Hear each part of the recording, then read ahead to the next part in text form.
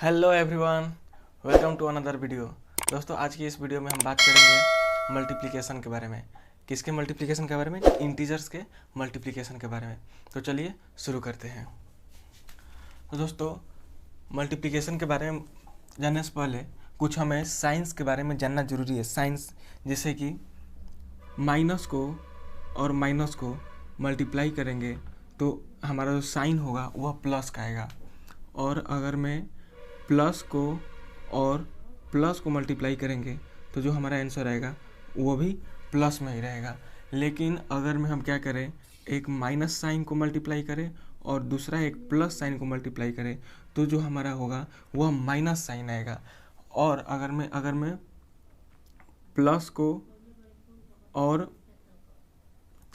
अगर मैं प्लस को मल्टीप्लाई करें माइनस के साथ तो भी जो हमारा आंसर जो आएगा वह क्या आएगा, साइन माइनस का आएगा। यानी कि आप यहाँ से देख सकते हैं, क्या देख सकते हैं कि सेम साइंस को जब मल्टीप्लाई करते हैं, यानी कि सेम साइन को माइनस माइनस हो या फिर प्लस प्लस हो, तो सेम साइन को मल्टीप्लाई करने पर हमारा जो आ रहा है वो प्लस ही आ रहा है। लेकिन जब अपोजिट साइंस को मल्टीप्लाई कर रहे हैं, जब ऑन लाइक साइंस को मल्टीप्लाई कर रहे हैं तो जो आ रहा है क्या आ रहा है, नेगेटिव आ रहा है। तो इस बात को बस आप ध्यान में रखे रहिएगा कि लाइक साइंस रहेंगे तो क्या आएगा, प्लस, और अनलाइक साइंस रहेंगे तो क्या आएगा, माइनस। तो चलिए स्टार्ट करते हैं मल्टीप्लिकेशन। देखिए, जैसे अगर मैं बात कहूँ ऐसे -7 × 5, इसको मैं अगर मैं कहूँ कि इसको मल्टीप्लाई करने पर आंसर क्या आएगा, तो कल की तरह से ध्यान दीजिएगा। सबसे पहले हम लोग क्या करेंगे कि इस जो न्यूमरल वैल्यू है, पहले इस न्यूमरल वैल्यू को मल्टीप्लाई करिए। तो न्यूमरल वैल्यू को मल्टीप्लाई करेंगे तो कितना आएगा, 7 को 5 मल्टीप्लाई करेंगे तो 35। अब साइन लगाना है, तो साइन लगाते समय ये देखिए कि यहाँ पे देखिए दोनों अपोजिट साइन है। यहाँ पे जो प्लस है, जो 5 है वो प्लस में है और 7 जो है क्या है, माइनस में है। तो अभी बताया कि जब अपोजिट साइन रहते हैं तो यहाँ पे क्या आएगा, माइनस आएगा। तो अपोजिट साइंस का मल्टीप्लाई होगा तो माइनस आएगा। आई होप कि आप समझ गए होंगे। चलिए दूसरा एग्जाम्पल लेते हैं। अगर हम कहें कि 6 को मल्टीप्लाई करना है -3 से, तो पहला स्टेप वैल्यू क्या करना है, सबसे पहले न्यूमरल वैल्यू को मल्टीप्लाई करिए।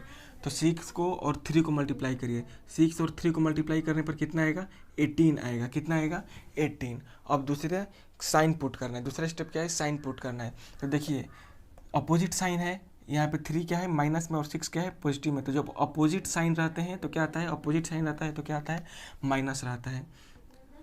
तो सीधी सी बात है कि आपको ध्यान में रखना क्या है, तो बस आपको एक बात ध्यान में रखना है, वो ये है कि अगर मैं आप अपोजिट साइंस को मल्टीप्लाई कर रहे हैं तो माइनस आएगा। लेकिन अगर मैं लाइक साइंस यानी कि एक जैसे दोनों इंटीजर्स सेम साइन में है, दोनों इंटीजर्स का साइन सेम है, तो उस केस में क्या आएगा, पॉजिटिव आएगा। फिर से एक एग्जांपल देखिए। जैसे एग्जांपल में मान लीजिए कि -6 × -7, तो पहला स्टेप, पहले न्यूमरल वैल्यू को मल्टीप्लाई करिए। तो न्यूमरल वैल्यू को मल्टीप्लाई करेंगे तो कितना आएगा, 42। अब साइन पुट करना है। सेकेंड स्टेप में पहले ये देखिए कि क्या इन दोनों का साइन सेम है, तो साइन सेम रहेगा। साइन सेम रहेगा तो क्या आएगा, प्लस।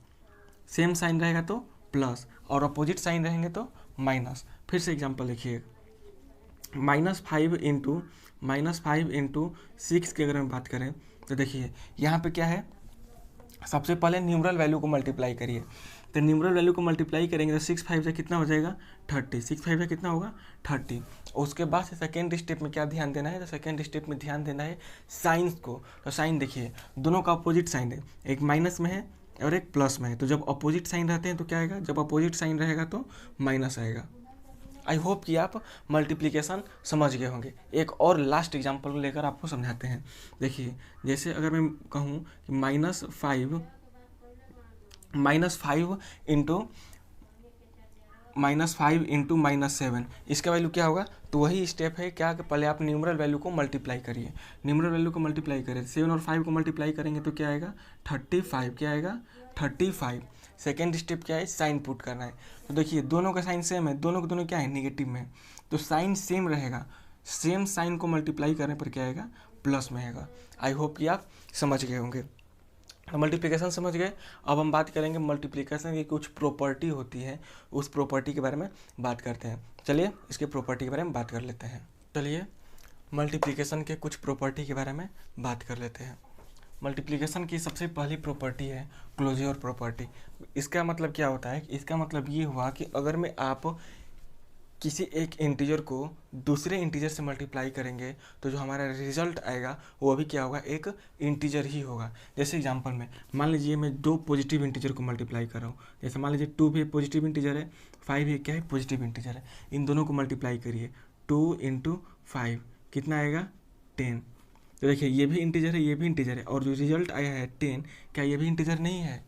तो ये भी इंटीजर है। तो इसका मतलब क्या हुआ कि जब भी आप दो इंटीजर्स को मल्टीप्लाई करते हैं तो जो हमारा रिजल्ट आता है वो भी क्या होता है? एक इंटीजर ही होता है। एक सेकेंड एग्जांपल लेते हैं। जैसे मान लीजिए कि मैं अगर मल्टीप्लाई करूँ एक निगेटिव इंटीजर को और एक पॉजिटिव इंटीजर को। देखिए जैसे -1 को अगर मैं 2 से मल्टीप्लाई करूँ तो हमारा जो आंसर आएगा क्या आएगा? -2 आएगा। तो देखिए यहाँ पे -1 भी एक इंटीजर है, 2 भी एक इंटीजर है। मल्टीप्लाई करने पर जो हमारा रिजल्ट आ रहा है वो भी क्या है? एक इंटीजर ही है। यानी कि जो मल्टीप्लिकेशन होता है वो क्लोजर प्रॉपर्टी को भी फॉलो करता है। मतलब कि आप दो इंटीजर को मल्टीप्लाई करेंगे तो जो रिजल्ट आएगा वो भी एक इंटीजर ही होगा। नेक्स्ट एग्जांपल एक और ले लेते हैं। जैसे मान लीजिए कि -2 × -4, ये भी इंटीजर है, ये भी इंटीजर है। इन दोनों को मल्टीप्लाई करेंगे तो मल्टीप्लाई अभी सिखाया कि कैसे मल्टीप्लाई करते हैं। कैसे मल्टीप्लाई करेंगे? पहले न्यूमरल वैल्यू को मल्टीप्लाई करिए। तो 4 और 2 मल्टीप्लाई करेंगे तो 4 × 2 कितना हो जाएगा? 8 हो जाएगा। उसके बाद से सेकेंड स्टेप क्या है? साइन का। तो साइन कैसे पुट करेंगे? तो साइन देखिए दोनों का साइन सेम है, दोनों निगेटिव में है, तो दोनों निगेटिव में रहेंगे तो क्या आएगा? प्लस आएगा। क्या आएगा? प्लस। तो आई होप कि आपको मल्टीप्लिकेशन समझ में आ गया है और आपको पहली प्रॉपर्टी भी समझ में आ गई। पहली प्रॉपर्टी एक बार फिर बता रहा हूँ क्या है? यदि आप दो इंटीजर्स को मल्टीप्लाई करेंगे तो जो रिजल्ट आएगा वो भी एक इंटीजर ही होगा। नेक्स्ट प्रॉपर्टी है कम्यूटेटिव लॉ। चलिए कम्यूटेटिव लॉ के बारे में बात करते हैं। कम्यूटेटिव लॉ क्या होता है? कम्यूटेटिव लॉ का मतलब ये है कि यदि आप 2 × 5, 2 को 5 से मल्टीप्लाई करिए या फिर आप 5 को 2 से मल्टीप्लाई करिए, दोनों का बात सेम है। जैसे 2 × 5 करेंगे तो भी 10 आएगा और 5 × 2 करेंगे तो भी क्या आएगा? 10 आएगा। तो ये कम्यूटेटिव लॉ को भी फॉलो करता है। मतलब कि आप 2 × 5 करिए या फिर 5 × 2 करिए, रिजल्ट सेम रहेगा। फिर एक एग्जांपल लेते हैं। जैसे आप -2 × 3 करिए या फिर 3 × -2 करिए, ये दोनों सेम है। -2 × 3 करिए या फिर 3 × -2 करिए, दोनों क्या है? सेम है। जैसे कैसे मल्टीप्लाई करेंगे? तो पहले न्यूमरल वैल्यू मल्टीप्लाई करेंगे तो 3 × 2 कितना हो जाएगा? 6। अपोजिट साइन है तो अपोजिट साइन के केस में क्या होता है? माइनस। देखिए अपोजिट साइन के केस में क्या होता है? माइनस। इधर भी देखिए 3 × 2, पहले न्यूमरल वैल्यू को मल्टीप्लाई करेंगे तो 3 × 2 कितना हो जाएगा? 6। उसके बाद से साइन कौन सा पुट करेंगे? तो देखिए अपोजिट साइन है, एक माइनस में है और एक प्लस में है, तो अपोजिट साइन रहता है तो अपोजिट साइन के केस में क्या आता है? माइनस। तो देखिए इन दोनों के केस में भी क्या है? सेम आया है। मतलब ये हुआ कि आप a × b करिए या फिर b × a करिए, कोई फ़र्क पड़ने वाला नहीं है। ये दोनों क्या होंगे? ये दोनों क्या होंगे? सेम होंगे। आई होप कि आप कम्यूटेटिव लॉ को भी समझ गए होंगे। चलिए इसके थर्ड प्रॉपर्टी के बारे में बात करते हैं, एसोसिएटिव लॉ के बारे में। एसोसिएटिव लॉ क्या होता है? एसोसिएटिव लॉ क्या होता है? देखिए ये होता है कि आप 2 को और 3 को पहले मल्टीप्लाई कर दीजिए और बाद में इसमें 2 से मल्टीप्लाई कर दीजिए। यहाँ पर दूसरा न्यूमरल वैल्यू ले लेते हैं। पहले आप 2 × 3 मल्टीप्लाई कर लीजिए और बाद में आप यहाँ पे 5 से मल्टीप्लाई कर लीजिए। बाद में आप क्या करिए? 5 से मल्टीप्लाई कर लीजिए। या फिर आप क्या करिए कि 3 × 5 को पहले मल्टीप्लाई कर लीजिए। आप पहले 3 × 5 को पहले मल्टीप्लाई कर लीजिए और बाद में 2 से मल्टीप्लाई कर लीजिए। दोनों का वैल्यू क्या होगा? सेम होगा। जैसे पहले ब्रैकेट के अंदर का सॉल्व करेंगे तो 2 × 3 क्या होगा? 6। 2 × क्या होगा? 3, 6 × 5, 6 × 5 कितना हो गया? 30। अब यहाँ पे देखिए ये ऐसे ही रहेगा, 2 ऐसे ही रहेगा, ब्रैकेट के बाहर है, ब्रैकेट के अंदर का सॉल्व करें। 3 × 5 कितना हो जाएगा? 15 और 15 2 जा कितना हो जाएगा? कितना हो जाएगा? 30। यानी कि आप देख सकते हैं कि यहाँ पे भी 30 आ रहा है और यहाँ पे भी क्या आ रहा है 30 आ रहा है। यानी कि आप पहले 2 इंटू 3 को मल्टीप्लाई करके 5 से मल्टीप्लाई करिए, या फिर 3 इंटू 5 को आप मल्टीप्लाई करके बाद में 2 से मल्टीप्लाई करिए, दोनों केस में वैल्यू सेम आ जाएगा। यानी कि इसका मतलब क्या हुआ, तो इसका मतलब आप शॉर्टकट में ये लिख सकते हैं, समझ सकते हैं कि आप a इंटू बी करके पहले उसमें c से मल्टीप्लाई करिए, या फिर आप क्या करिए कि b इंटू सी को मल्टीप्लाई करके बाद में a से मल्टीप्लाई करिए। दोनों केस में क्या होगा, रिजल्ट हमारा सेम आएगा। इसका एक और एग्जांपल ले लेते हैं, एक और एग्जांपल लेकर उसको हम समझाते हैं। देखिए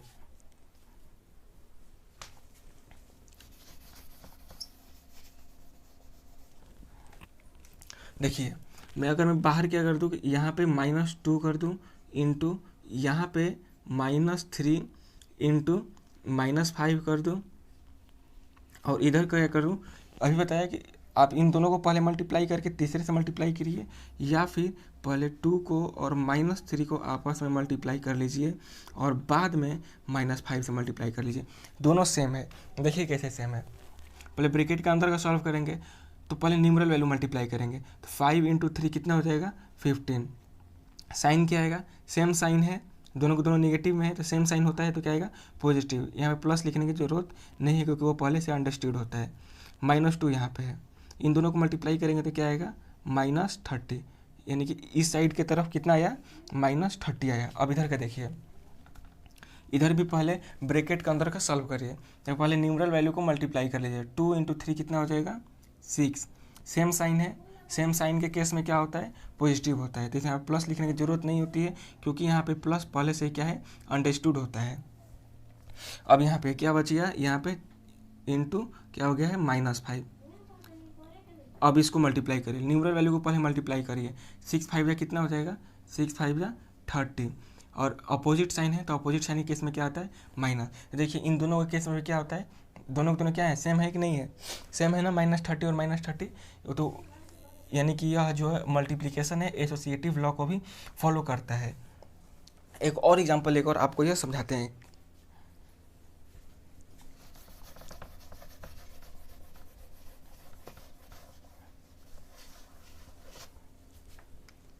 अब देखिए मान लीजिए कि मैं क्या करूं कि -4 इंटू 5 इंटू 6 कर रहा हूं, या फिर मैं क्या करूं कि पहले -4 को मल्टीप्लाई कर लूँ 5 से और बाद में क्या करूं 6 से मल्टीप्लाई कर दूं। ये दोनों भी क्या है, तो ये दोनों भी सेम है। देखिए कैसे सेम है, पहले ब्रैकेट के अंदर का सॉल्व करिए, तो 5 इंटू 6 कितना हो जाएगा 30। 5 इंटू 6 कितना होगा 30, इंटू ये इंटू और ये -4, मल्टीप्लाई करिए इनको। सबसे पहले न्यूमरल वैल्यू पहले मल्टीप्लाई करिए, तो 4 को 30 मल्टीप्लाई करेंगे तो कितना आ जाएगा 120। अब साइन पुट करेंगे, देखिए दोनों अपोजिट साइन है, तो दोनों अपोजिट साइन है, तो अपोजिट साइन के केस में क्या आता है माइनस, अपोजिट साइन के केस में क्या होता है माइनस। अब इधर का मल्टीप्लाई करिए, पहले ब्रैकेट का अंदर का सॉल्व करेंगे, तो कैसे मल्टीप्लाई करते हैं फिर आपको एक बार बताते हैं। देखिए पहले न्यूमरल वैल्यू को मल्टीप्लाई करेंगे, 4 और 5 को मल्टीप्लाई करेंगे तो क्या आएगा 20, क्या आएगा 20। अपोजिट साइन को मल्टीप्लाई कर रहे हैं, तो अपोजिट साइन को मल्टीप्लाई करने पर साइन जो रहेगा वो नेगेटिव का ही रहेगा, अपोजिट साइन को मल्टीप्लाई करने पर माइनस ही रहेगा। अब यहाँ पे ये इंटू और ये 6, अब इसको मल्टीप्लाई करिए, पहले न्यूमरल वैल्यू को मल्टीप्लाई करेंगे, 20 और 6 को मल्टीप्लाई करेंगे तो कितना हो जाएगा 120। अब साइन क्या होगा, अपोजिट साइन है, तो अपोजिट साइन के केस में क्या होता है माइनस। तो देखिए इन दोनों के केस में भी क्या है कि ये दोनों तरफ LHS, ये इस साइड का भी और इस साइड का, दोनों की तरफ क्या क्या हो रहा है सेम हो रहा है। यानी कि मल्टीप्लिकेशन एसोसिएटिव लॉ को भी फॉलो करता है। आई होप कि आप एसोसिएटिव लॉ भी समझ गए होंगे। चलिए नेक्स्ट बात करते हैं डिस्ट्रीब्यूटिव लॉ के बारे में। डिस्ट्रीब्यूटिव लॉ क्या है, तो डिस्ट्रीब्यूटिव लॉ ये है कि अगर मैं आप 3 को मल्टीप्लाई कर रहे हैं 2 + 1 से, तो ये कैसे होगा। देखिए एक बार 3 2 से मल्टीप्लाई होगा, एक बार 3 किससे मल्टीप्लाई होगा 2 से मल्टीप्लाई होगा, एक बार 3 2 से मल्टीप्लाई होगा, बीच में प्लस है प्लस, एक बार 3 2 से मल्टीप्लाई होगा और एक बार 1 से मल्टीप्लाई होगा।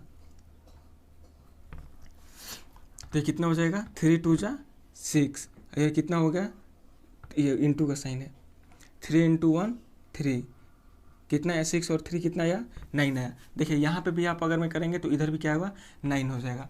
मतलब कि मल्टीप्लिकेशन जो है डिस्ट्रीब्यूटिव लॉ को भी फॉलो करता है। मतलब इसका मेन मकसद समझाने का ये है कि अगर मैं आप ए को मल्टीप्लाई कर रहे हैं किससे बी प्लस सी से, तो ये किसके बराबर होगा, तो ये ए एक बार बी से मल्टीप्लाई होगा, ए एक बार बी से मल्टीप्लाई होगा, प्लस है तो प्लस, और उसके बाद दूसरा केस क्या है, ए एक बार सी से मल्टीप्लाई होगा।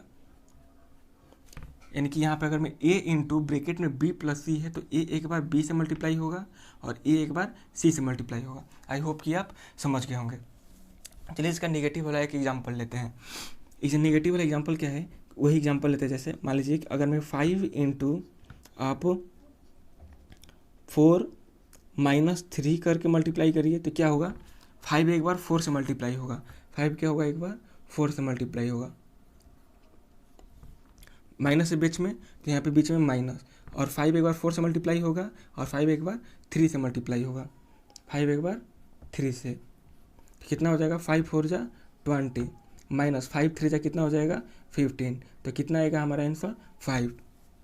इसका मतलब ये हुआ कि यह डिस्ट्रीब्यूटिव लॉ भी फॉलो करता है। मतलब कि इसको हम लोग लिख सकते हैं कि यदि आप a इंटू बी माइनस सी करते हैं तो a एक बार b से मल्टीप्लाई होगा और एक बार c से मल्टीप्लाई होगा। तो b से मल्टीप्लाई होगा तो a इंटू बी, बीच में माइनस है तो माइनस, और एक बार a c से मल्टीप्लाई होगा तो a इंटू सी। देख सकते हैं कि मल्टीप्लिकेशन जो है डिस्ट्रीब्यूटिव लॉ को भी फॉलो करता है। तो आई होप कि आप डिस्ट्रीब्यूटिव लॉ भी समझ गए होंगे। तो मल्टीप्लिकेशन के ये कुछ प्रॉपर्टी थी, distributive law, associative law, commutative और क्लोजर प्रॉपर्टी। आई होप कि आप ये समझ गए होंगे। मल्टीप्लिकेशन की एक दो और प्रॉपर्टी होती है जैसे मल्टीप्लिकेटिव इनवर्स और मल्टीप्लिकेटिव आइडेंटिटी, तो उसको हम लोग आगे वाले क्लास में बताएंगे। जब डिवीजन वाला क्लास बताएंगे तो उसमें बताएंगे कि मल्टीप्लिकेटिव आइडेंटिटी और मल्टीप्लिकेटिव इनवर्स क्या होता है। तो आई होप कि आपको आज का क्लास अच्छा लगा होगा। तो अगर मैं आपको आज का क्लास अच्छा लगा होगा तो प्लीज़ इस वीडियो को लाइक करें और चैनल पर अगर मैं नए हो तो प्लीज़ सब्सक्राइब करें। धन्यवाद।